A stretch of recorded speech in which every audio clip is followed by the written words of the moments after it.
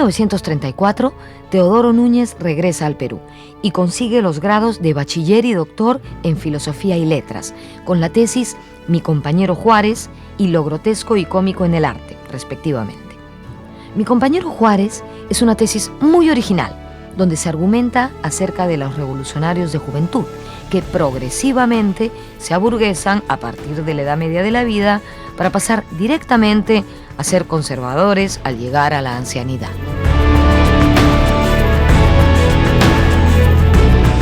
Núñez Ureta enseñó en la Universidad de San Agustín, siendo un maestro muy querido y respetado por sus alumnos. Paralelamente, incursionó en el periodismo, colaborando en diarios como El Pueblo, Noticias y El Sur, con el seudónimo de Sontarín. Una de sus características era el uso del humor en sus escritos, un humor inteligente, descriptivo y crítico. Pero este sentido del humor se apreciaría también en su vida familiar. A pesar de que era un tipo bastante serio, además muy consciente de sus ideas y además contestatario casi siempre a lo largo de su vida, tenía un enorme sentido del humor. Y eso se ve graficado luego cuando uno lee los libros publicados sobre su vida y encuentra, por ejemplo, cosas como que él se disfrazaba simplemente para sorprender a sus propios hijos. Se disfrazaba de chacarero o de cura, muy bien maquillado, y tocaba la puerta para preguntar por Teodoro Núñez Ureta. Y sus propios hijos se sorprenden de cómo los engañaba, porque no podían identificarlo. Y luego él se quitaba la máscara o el maquillaje y se mataba de risa. La verdad es que lo que quería era divertirse un poco, ¿no?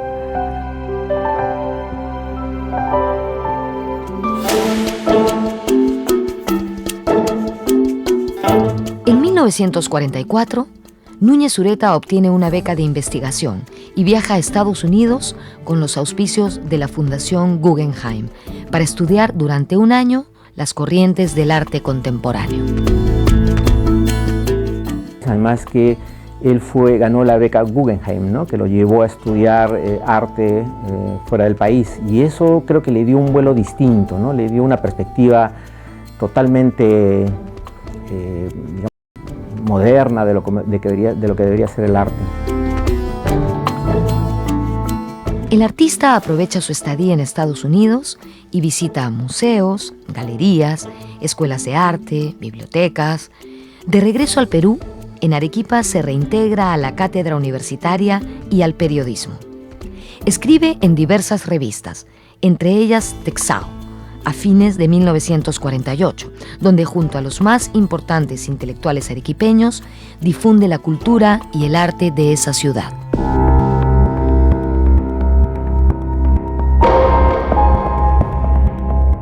...1950 fue un año difícil.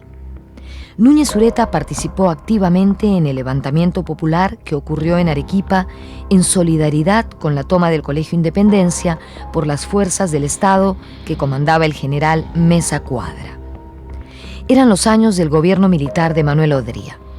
El movimiento rebelde estuvo liderado por el destacado arequipeño Francisco Mostajo. Núñez Ureta fue el encargado de organizar la Guardia Urbana en la municipalidad de Arequipa. Sobre esta insurgencia, nuestro artista escribió: este movimiento ha sido exclusivamente popular y espontáneo. Ha sido el pueblo entero, toda la ciudad, sin diferencias sociales o políticas, el que ha mantenido la lucha contra el ejército, dando una lección muy grave y trascendental al Perú. Es posible enfrentarse al militarismo cuando el pueblo está poseído de justa indignación. La ciudad se llenó de barricadas y hubo gran cantidad de muertos. Sofocada la rebelión, los participantes de esta, entre ellos Núñez Ureta, fueron perseguidos por los militares durante varios meses. Pienso que el hombre en el Perú necesita encontrarse bien todavía. Que el hombre en el Perú necesita que se le ayude, que nos ayudemos entre nosotros a definir nuestra nacionalidad con más coraje, con más valentía.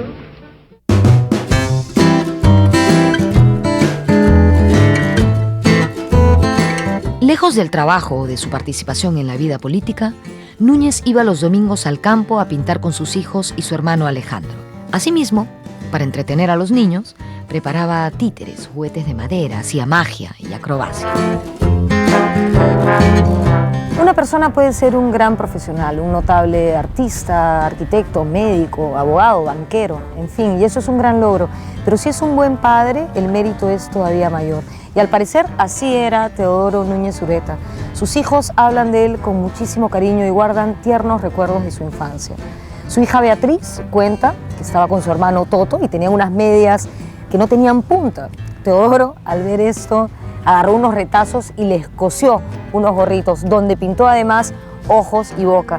Entonces, cuando ellos movían los pies, parecía que estos muñequitos hablaban. Las ventajas de tener un padre artista. Él cuando murió, entré a su biblioteca y vi así desordenadamente varios títulos y de repente en la parte de abajo de un estante, medio escondidos, vi unos libros de magia. Y ahí descubrí una cosa que nunca había imaginado, ¿no? Que él, para hacer estos actos con esa destreza, estos actos de manera tan impecable, él tenía que haber practicado horas y horas y horas. Era un aprendizaje muy largo, incluso en algunos casos tenía que construirse dispositivos, porque él consideraba que era indispensable hacer un acto impecable de ilusionismo, de prestidigitación, ¿no? Y es muy simple, él sabía perfectamente que estos momentos en un niño de magia, de alegría, de ilusión, quedaban sembrados para siempre, ¿no? ¿Y para qué servía eso? Para tener una vida adulta más amable, más tolerante, ¿no?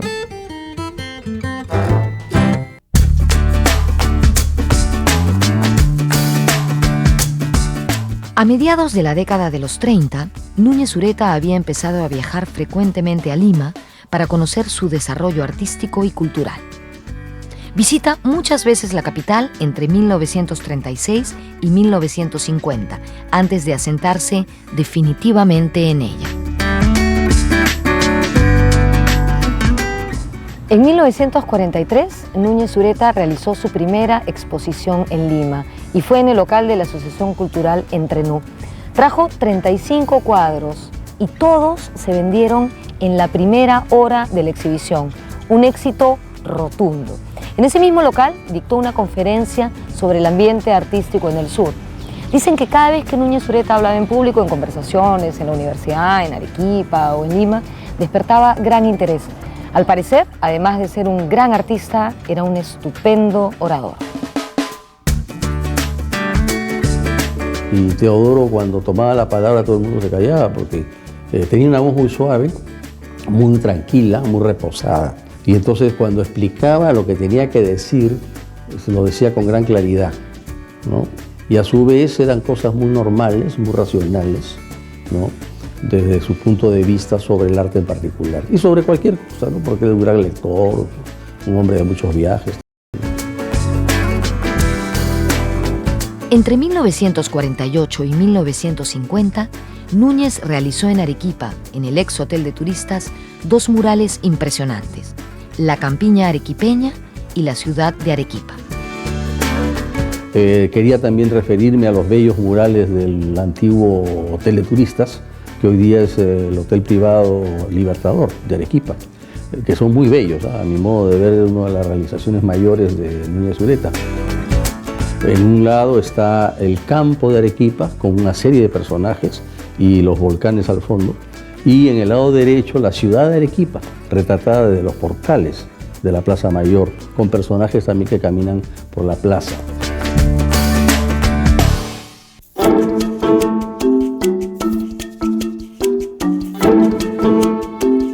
A finales de los años 40, se suscita en el Perú una polémica sobre arte abstracto y arte naturalista. Teodoro Núñez participa en dicho debate, planteando al arte abstracto en esos tiempos como un arte para las élites. Y entonces hubo una gran polémica entre finales del 40 y principios del 50 sobre el tema, ¿no? Teodoro Núñez Ureta siempre se conservó afín al figurativismo, ¿no? Y su argumento era, como era un hombre de izquierda, que al pueblo, a quien tenía que ser dirigido el arte, tenía que hacérselo de manera clara, ¿no?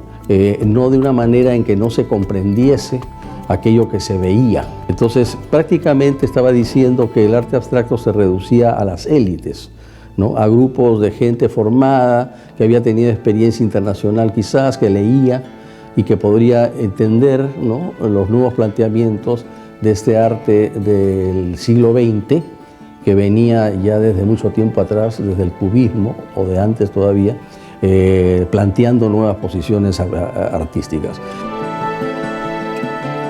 Creo que no hay nadie en el mundo que no sea un autodidacta, a pesar de que vaya a las mejores escuelas tecnificadas, porque uno tiene que gobernarse, uno tiene que mandarse a sí mismo, tiene que controlar su capacidad, ver cuál es el límite de su sensibilidad, si no, no sirve. Y eso es ser autodidacta, es el hombre que mide su propia fuerza. Y eso es lo más difícil que hay, muy difícil.